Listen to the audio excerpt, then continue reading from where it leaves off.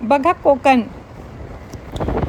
सगळीकडे अगदी उन्हाने लाही लाही मचवली आहे, परंतु कोकणामध्ये छान धुकं पसरलेलं आहे.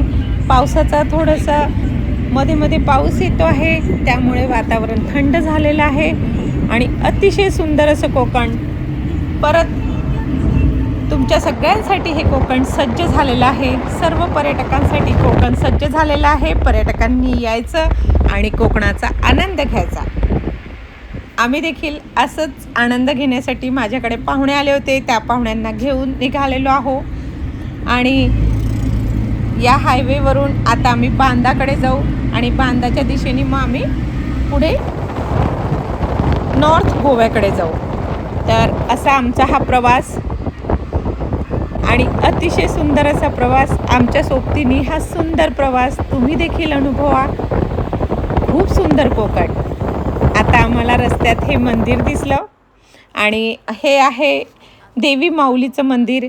अगदी रस्त्यातून कोणाचं पण नजर वेधून घेणार असं हे मंदिर. आणि आता आम्ही मंदिरात दर्शनासाठी आलो. तुम्ही देखील दर्शन घ्या. ही देवी माऊली म्हणजेच येथील सर्वांची आई. माऊली म्हणजेच आई.